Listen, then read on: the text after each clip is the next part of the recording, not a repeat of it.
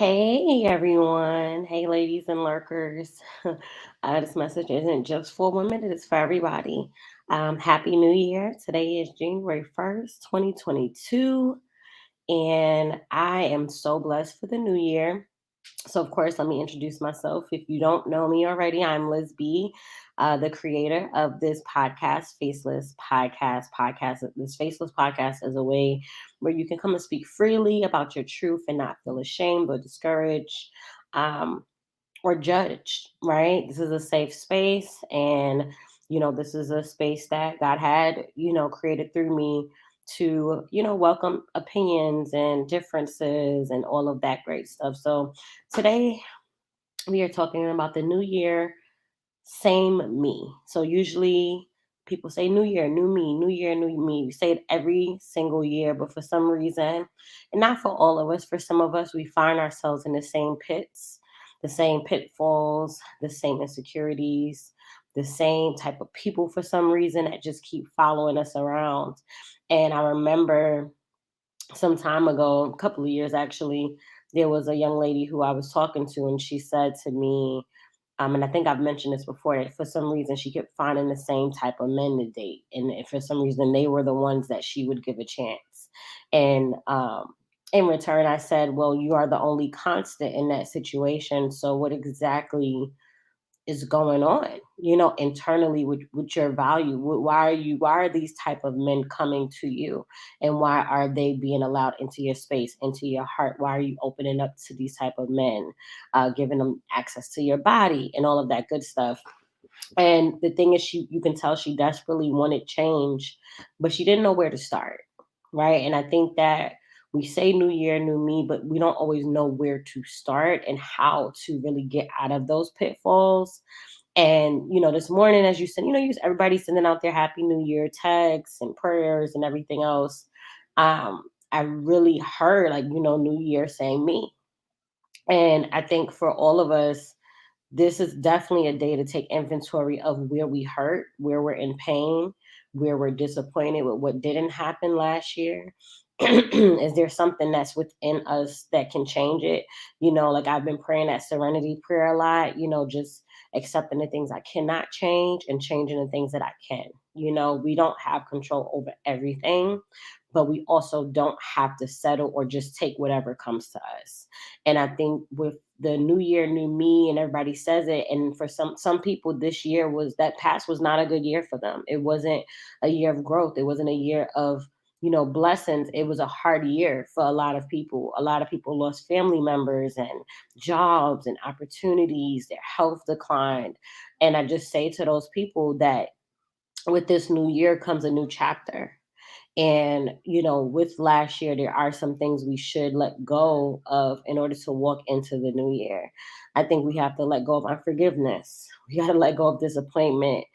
We have to let go of low expectations. We have to let go of things happening the way we want them to happen and embrace it the way God wants it to happen, or the way it needs to happen. We think that we know what we need, and we think that we know what we want, but a lot of us don't. We have no idea what to expect. A lot of us are in survival mode, are thinking about how to survive and not necessarily thinking about living and being free. Um, I'll speak for myself. Every time I make certain decisions and I do share it with certain people, it's always interesting to see their reactions. And it's no bad thing to any of these people because I love them dearly, but I have to always live for me. That is something that's I've been holding on to. So people will give me advice. They will say, hey, you should do this. Hey, you should do that. I do not listen to everyone's advice. Why? Because there are some things that I feel it has to resonate in my spirit, right? It has to resonate with what I feel God, the Lord is telling me.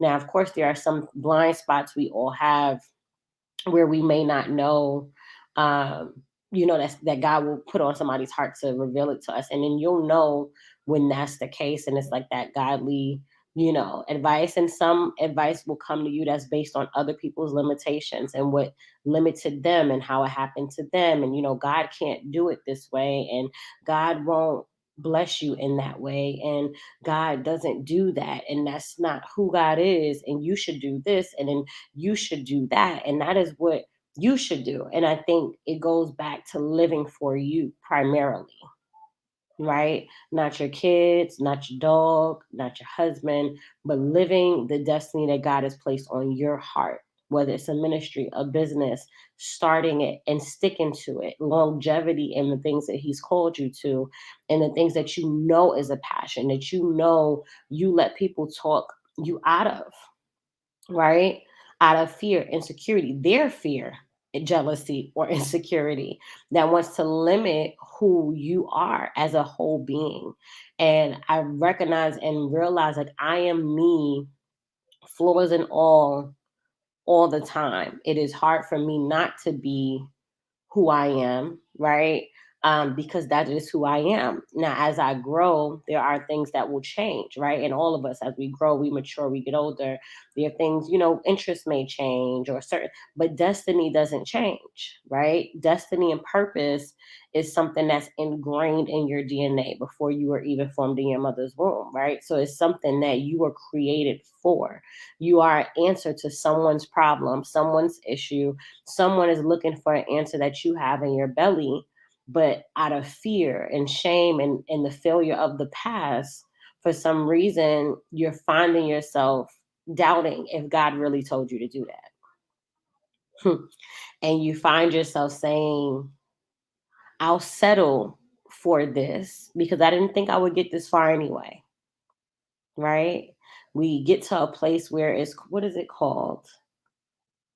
Survivor's Remorse. It's a show I think on HBO. I don't watch it, but it was I think loosely based on a basketball player who made it and trying to bring everyone with him, right, to that next level because we love these people. They was with us in the dirt. They was with us when we ain't have. But you have to understand some people are comfortable with you being in a place of poverty. Some people are comfortable with you being sick because they are sick. And I'm not just talking about physically, I'm talking about mentally, emotionally, wounded, being wounded, that kind of thing.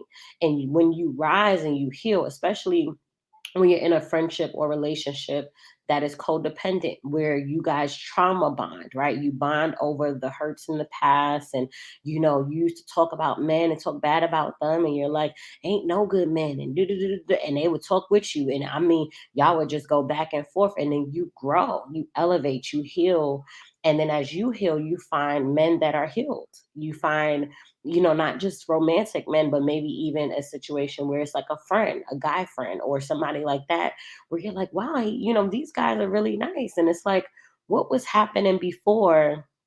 Like when I was broken and speaking all of that stuff, and it was attracting those abusive, toxic men and people.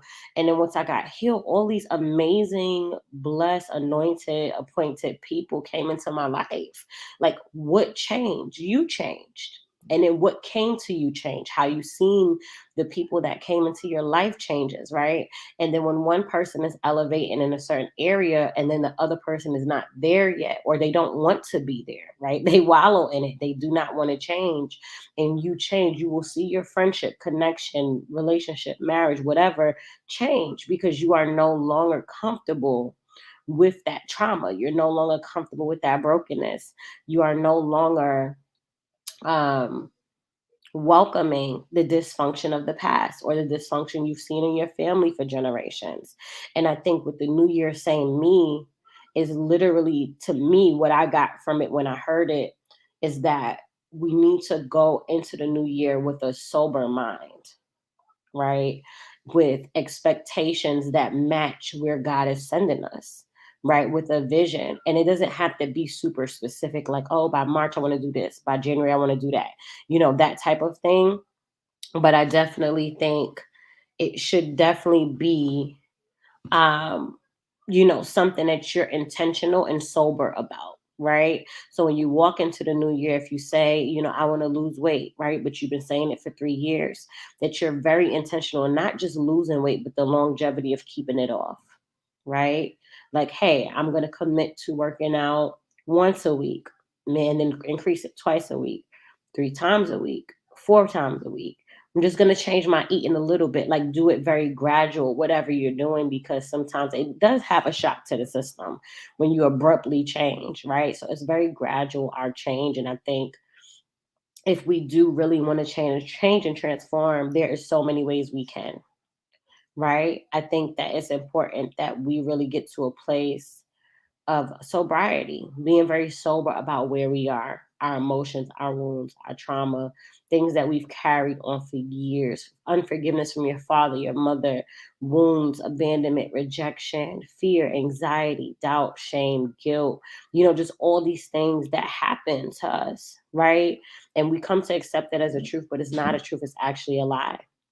And I think it's very important for us as we do go into the new year that we really just are sober, right? And the word says, write the vision, make it plain, about what the Lord is showing you, or what you do believe in your purpose and in your destiny is on this earth. What is your destiny? Who are you supposed to be? How are you not fulfilling and walking in that calling? Right? So I just feel like with this new year, new me, we all say it every year, but some people are stuck in a rut where it's like, I can't get out of this and I don't know where to start. Um, some of the things that come to me, of course, is forgiveness. Forgive those that have hurt you, have left you, have abandoned you, have rejected you, and release them of any debt you feel like they owe you. Like, really release them, forgive them, and let them go, right? I always give them back to God. Lord, I give them back to God. And I try to do it in the moment. If I know something hurt me, I say, God, I forgive this person. I release them of anything that they've done to me. And, I repent, any bitterness. I don't want any bitterness to seep up in my heart towards this person or these type of people. And I think forgiveness is the first step, forgiving yourself for the mistakes that you've made and forgiving those people for the mistakes that they've made. Now, some forgiveness is gradual, especially when what happened is so powerful or like really impacted your life negatively. It's not as easy to say forgive them. But forgiveness to me has been a constant daily effort to say, I forgive this person and I release them, I forgive them and I bless them, I forgive them. And saying it so much so that it's become true. And it wasn't easy in the beginning, but over time, the more I said it, the more I believed it, the more I forgive them. I forgive hearing myself say it, the more my heart towards them changed. Then I felt empathy, sympathy. Then I felt, remorse, like, oh, God, help this person, So it literally transforms the heart and the mind towards that person. So I definitely think forgiveness is the first thing. The second thing is stop overextending yourself. Stop out of, rejection or out of, wanting to be loved. You find yourself overextending yourself so you can get the words of affirmation you need to function. And the reality of it is that you have to put yourself first. It is not always easy to put yourself first, especially if you've been told you're selfish, you're self-centered, and you think you're all that and that kind of thing. But it is important because guess what? If you're not healthy and you're not well, who can you help? Right? And then you don't want to ever resent people for overextending yourself. They didn't even ask you to do it.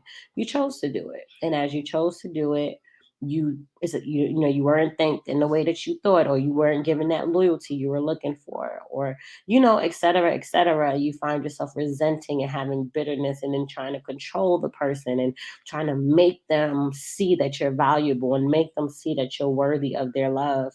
And the truth of the matter is you don't even think you're not even worthy of your own love because you don't even love yourself. So it's just very important that we go into the new year. It's a year we've never experienced before. We don't know what comes with it. We don't know what will happen, but we can control ourselves in this moment and say, you know what? I'm going in sober, happy, and I'm only going to receive the best God has for me. Even if that's the only vision you have, that is a powerful one, right? So first we talked about forgiving yourself, forgiving others. Secondly, prioritizing yourself, your needs above anybody else's. If you're, I mean, down to the point if you neglect yourself for other people, you will resent them. That is just a direct reflect. That is a direct consequence of it. Okay, that is just what's going to happen, and I'm not going to even lie to you. Like, it will happen that way, and then you'll find yourself mad at these people, but you don't understand why. And because in some way you have literally put them before yourself. Now, most people are going to say, oh, the Bible talks about lay down your life for your friend. And, and you know what? Listen, you live your best life with that. But I know for me, as far as me and my home, I know that I have to put myself first because self care is very, very important. I feel like when my hair is done, nails done, feet done, got my cute outfit on, I feel the best. I feel great. I'm in a good mood. I'm in a happy place. I feel relaxed. When you start taking away from yourself to give to other people, you think that you're helping them, but you're not. And not only are you not helping them, you're not helping yourself because you're enabling them not to do certain things for themselves. And then you're taking away from what you could be pouring into yourself to focus on someone else because, like something Sarah Jake Roberts said, you don't want to focus on your own pain. You don't want to deal with your own bondage or wounds. So you overextend it into this person's life because you feel like if I can fix that person, maybe that'll help me fix me. And it's literally like if you fix you and work on you, if you go to therapy, if you, take up, read some scriptures, if you do some, go to get deliverance at your local church or ministry or, there's so many things you can do. I'm just thinking of things that I've done, right? I've done counseling, I've done, taking better care of my body, changing my eating habits, going for deliverance. Deliverance is just where you have a conversation with someone, they pray for you in certain areas that they see prophetically. And it's something that I've done consistently over the years because I knew I needed help to get out of certain blind spots that I couldn't see. So, even having prophetic people around you is a gift because they can kind of point out things that you may not see in yourself, and just, I think the last thing I would say on this video is that knowing that you are worthy and you are royalty. You are legit royalty, which means you are a princess, you are a queen, you are an amazing person. Like your past doesn't define who you are in this moment. Your past is already dead. So now knowing with your past being dead and that you are alive in this space and in this place, you cannot control what you did in the past, but you can control how you move past it. And you can control your perspective of it. If I didn't go through half the stuff I went through, I would not be able to talk to women who have been through what I've been through and say, hey, it's possible to get through this because I did.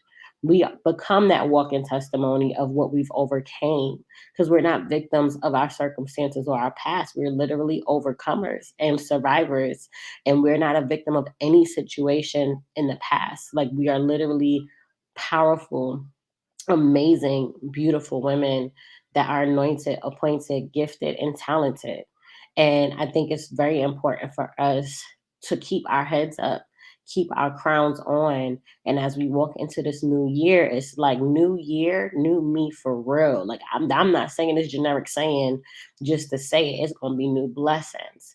It's going to be new people. It's going to be new opportunities, new outcomes, new healing, right? So it's going to be all of these amazing things that we're walking into in this year: new wealth, new finances, new peace, new joy, higher levels of fun, and just enjoying life. And I realized, you know, I like myself. I love myself, but it took me a long time to get to this place.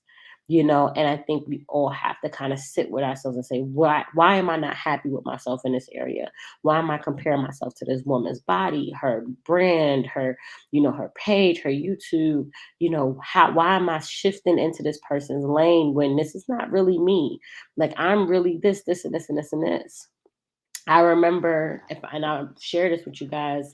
I've been, a Christian a long time, since birth, but I haven't always practiced being a Christian, if that makes sense. So I fell short, a bunch of times and fell short of the glory of God. And, He redeemed me and all of that great stuff.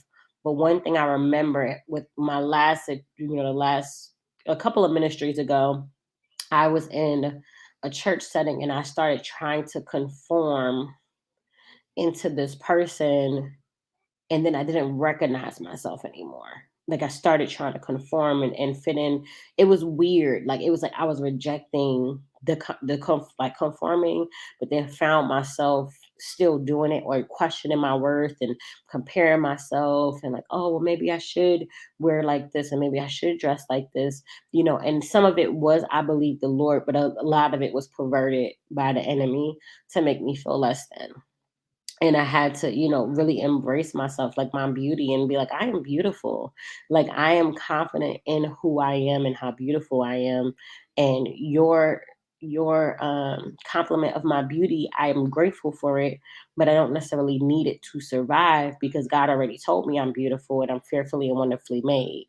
So just really accepting and receiving the changes that come with healing. Sometimes it's loss of relationships, friendships, business ideas may change, develop, mature. Like as this Faceless podcast starts and as it will change, it will grow into something I really don't know what it will be, but it will grow into something as I grow. Right, it will offer different things and incentives for women at some point to help other women get through things that I know that I've experienced and needed help with. I do eventually, want it to become certain things, and I have a vision for it, but I'm also following the Lord with it because it's something He gave me, right? So I just feel like forgiveness, prioritizing yourself, self care, and embracing the changes that come with healing is very important to walk in, being very sober about. Sober just basically means very clear. Sometimes we get so emotional in things we can't think clearly. So being sober just meaning with a clear space, clear mind, really making decisions that are healthy, not just for us now, but for the future. So my prayer is that each woman that watches this video feels encouraged to completely transform and mature in whatever areas that you haven't in the past. I pray that the change is permanent and that it has longevity in your life for years to come, that you will remember this moment and embrace the transformation of your heart, your mind, your personality. Also understand that everyone that grew up with you, saw how you was before, they don't know you've changed. They will still be thinking that you are the same person that they left, or that same person they used to hang out with, turn up with. So it is important for them. They will either grow with you or they will grow away from you, and that's okay too. So just embrace the change in every area of your life, have serenity in the things you can change, and for the things you can't, just trust God in it. All right, I love you so much, each person here. If no one told you today, we love you over at Faceless Podcast.